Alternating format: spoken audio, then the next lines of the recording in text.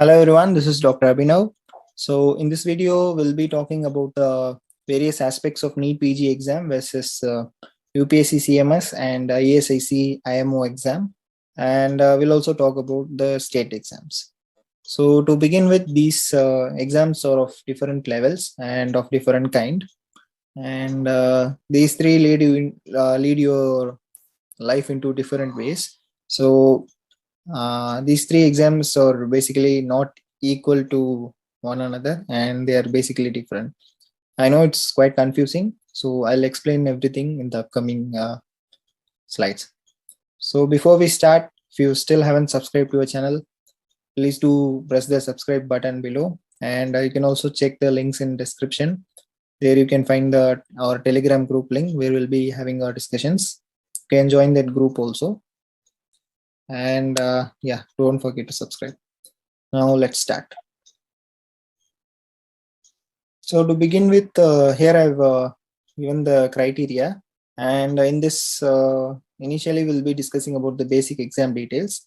I've written here NEET PG as well as INI-CET, here UPSC CMS and ESCC IMO exam, and the state exams. State exams are basically like MRB exam for Tamil Nadu, KPSC for Karnataka and Haryana, and each state has its own exam and it selects doctors for its states. So those kind of exams I've clumped into separate category. To begin with, the general introduction about these exams. NEET PG INI-CET, we don't need any new introduction because these are well-known national level exams. NEET PG and INI-CET both are conducted by central board, and this is a national level exam. UPSC CMS, ESIC IMO, these two are also conducted by the central board, and these are as well as national level exams. State exams, as the name implies, these are conducted to the state level. However, in certain states, you can apply even if you are from a different state also. For the exam schedule, as we all know, NEET PG, INI-CET, the exam is conducted once per year, whereas UPSC is conducted once per year, but ESIC IMO, it's basically conducted once every 2 years. And the state exams, they are also kind of very irregular. They are not conducted every year, but they will be conducted once in 2 years or whenever the vacancy occurs. And the level of exam difficulty, this is more important.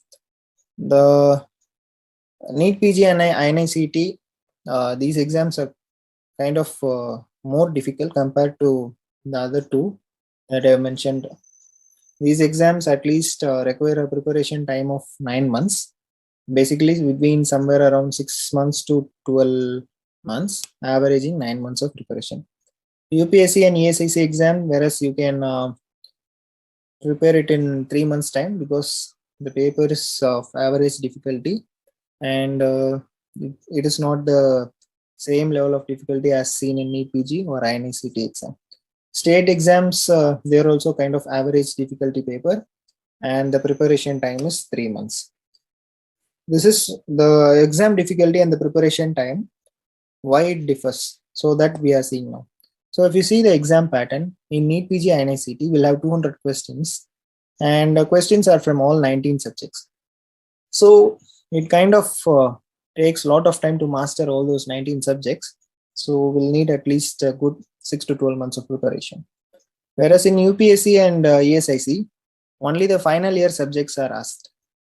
That is the medicine, surgery, pediatrics, OBGYN, and PSM. However, certain other topics are also incorporated into these subjects. UPSC will have 240 questions. It has 2 papers, paper 1, paper 2, each paper containing 120 questions.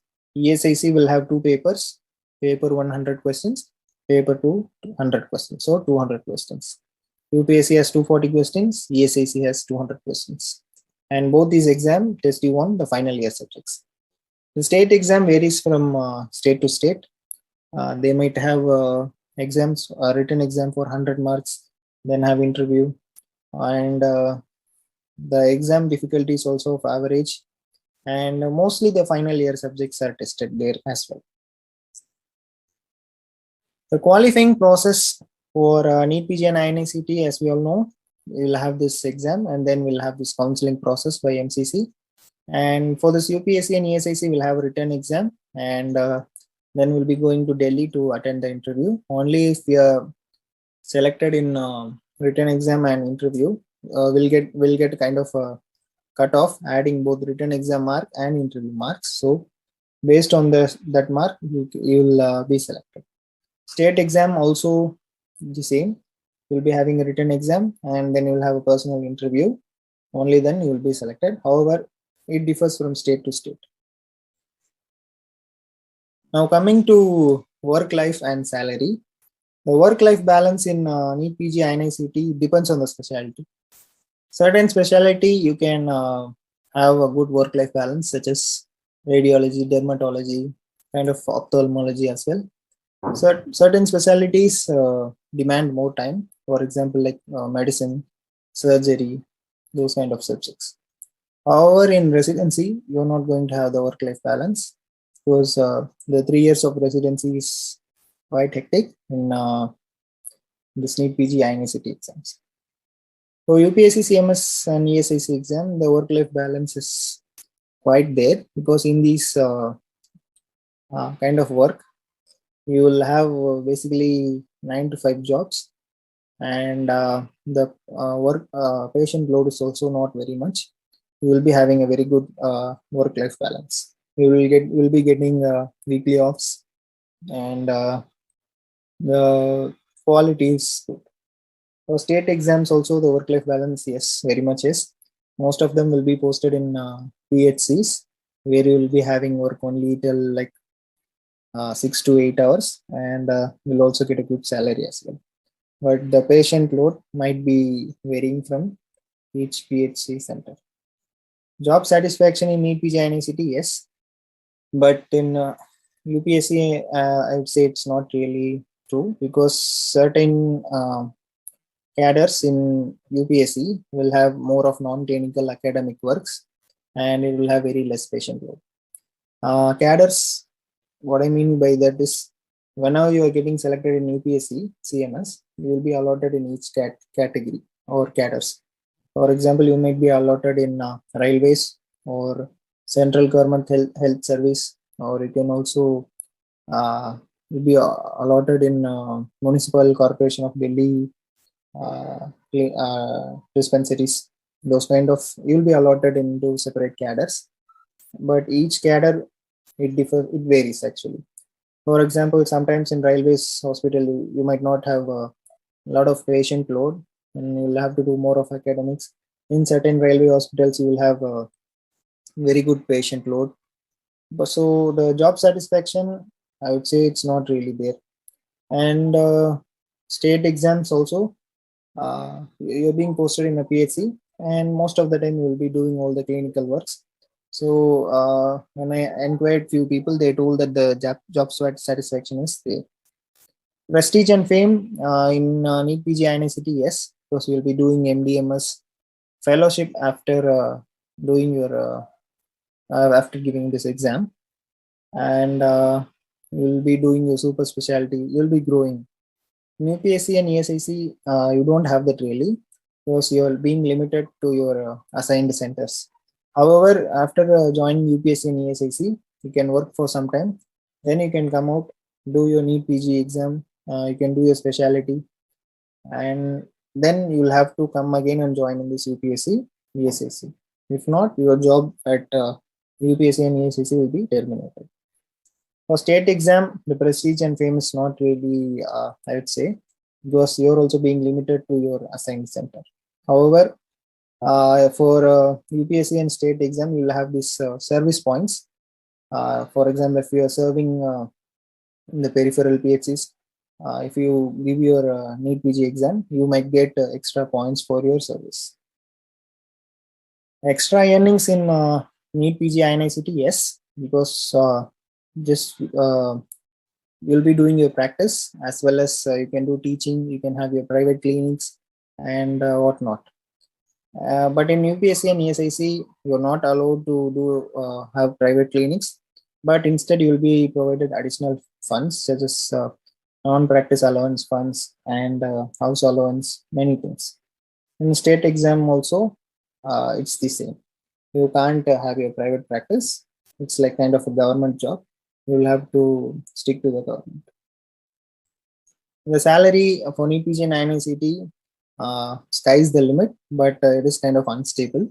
So whenever, for example, in a corporate hospital, if they think that you're not good enough, you can be terminated anytime, even after working there for 5 to 6 years.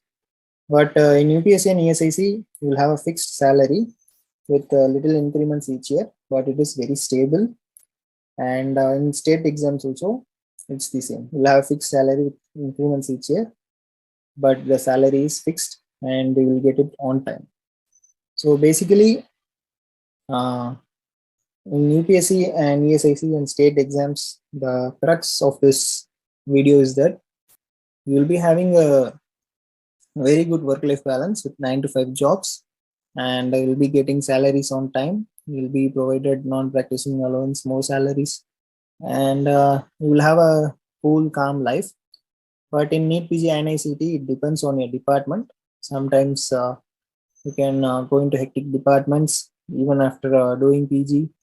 When you are working as a consultant, your life might not be as stable as others. So you'll be running on emergencies, those things. However, certain departments doesn't have any emergencies. So it's a kind of mixture. So basically, the thing here is that NEET-PG exam is not equal to UPSC, because UPSC exam is kind of lesser considered because it is not going to provide you any additional degrees. It is just a kind of work permit. So those kind of exams is always compared lesser to NEET-PG, because in NEET-PG you are having a career growth, and you'll be doing MD, MS, and your super specialty fellowship. So that line is different. But people who do not want the hectic life, they can choose this UPSC SIC exams, and they can also choose this state exams. So this is just a comparison from my side, and I'm not saying that you can go for UPSC instead of NEET-PG or go for NEET-PG. It's completely up to you. This is just a basic idea about these 4 or 5 exams that I've given here, and you are the person who is going to choose which one will be perfectly fitting into. So all the best for that, and if you still haven't subscribed to your channel, please do subscribe. I'll be coming up with more and more interesting videos. Thank you.